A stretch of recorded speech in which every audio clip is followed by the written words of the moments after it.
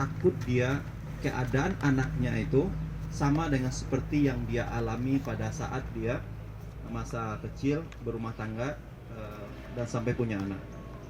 Ternyata para psikolog mengatakan salah satu menyebabkan mental dan jiwa ibu itu seperti itu karena ulah para suami.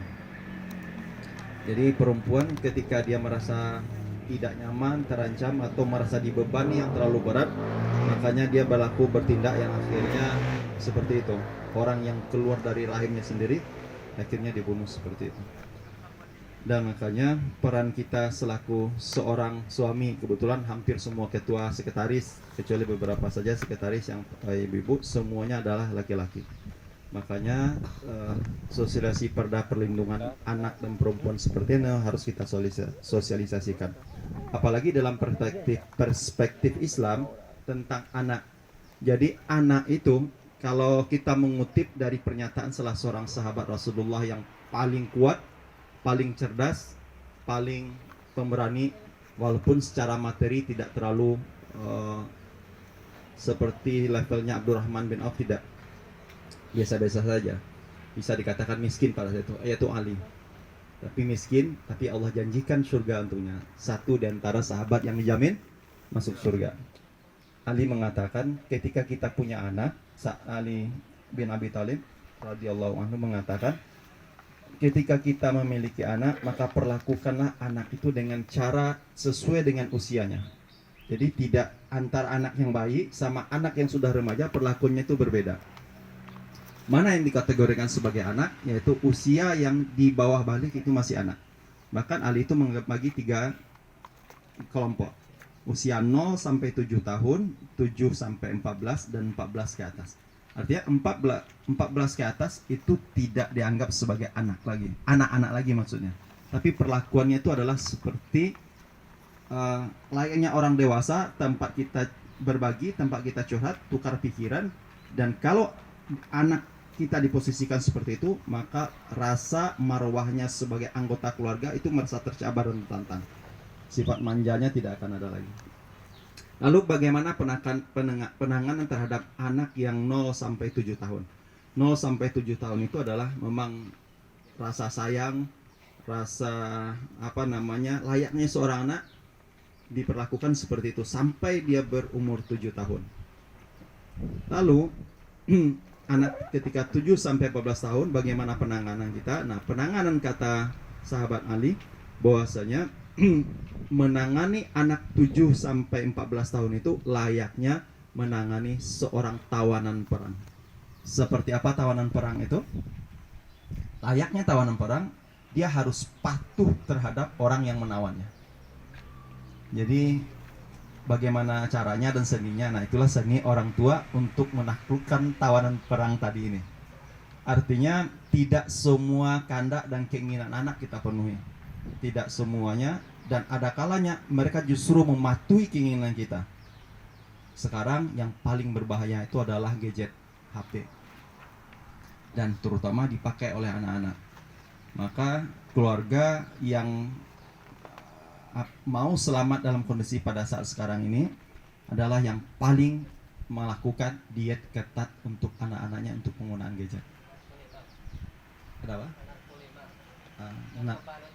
Narkoba lewat mata. Karena apa? Salah satunya, gadget ini memang berfungsi dua sisi, bermanfaat untuk mendapatkan berita yang sangat cepat, tapi satu sisi bisa merusak hati.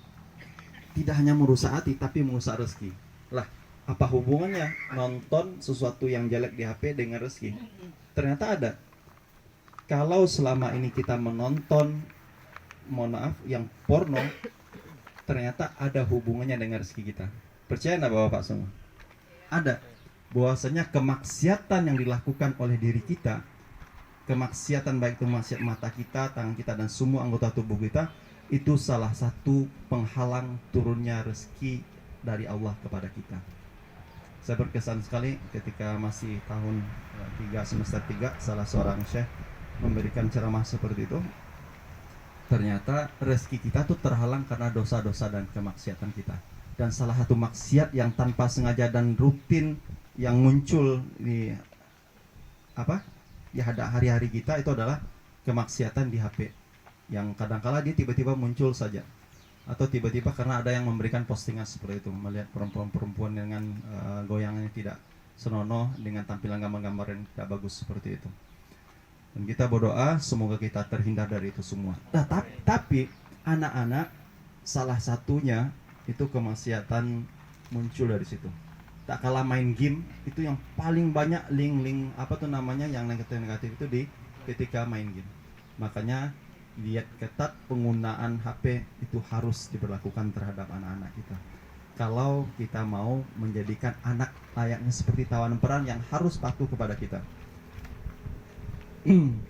Jadi jangan mau anak lebih mendominasi penggunaan HP daripada keinginan kita. Bila perlu kalau memang 3 jam sehari gitu ya udah 3 jam. Artinya tidak diberikan sepenuhnya HP kepada anak-anak. Semoga kita bisa untuk melaksanakan itu semua.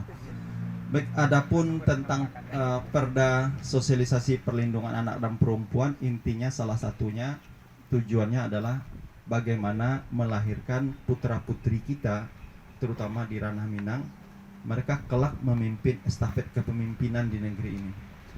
Karena sering ini ayat yang sering kita bacakan, walantar angkal yahudu walan nasaro hatta tattabi amilatahum. Orang Yahudi Nasrani tidak pernah senang kepada kita sebelum ikut milahnya mereka.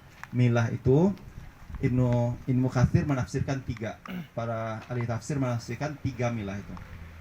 Mereka orang Yahudi Nasrani itu sebelum senang artinya sebelum kita orang Muslim ikut kepada milahnya. Milah yang tafsiran yang pertama itu adalah mindset, cara berpikir mereka. Apa cara berpikirnya orang Yahudi Nasrani? Adalah cara berpikir kapitalis. Isinya apa? Materi, uang semua diisi kepalanya. Bahwasanya kalau dengan uang semua orang bisa nyaman. Ternyata tidak. Banyak fakta mengatakan justru orang-orang kaya, orang-orang yang hartanya cukup, banyak kasus-kasus bunuh diri. Yang terbaru di mana? Yang 2 anak kembar ditemukan gantung diri di rumah mewah bersama seorang ibunya. Rumahnya mewah, ditemukan seperti itu. Kalau seandainya harta, kenapa?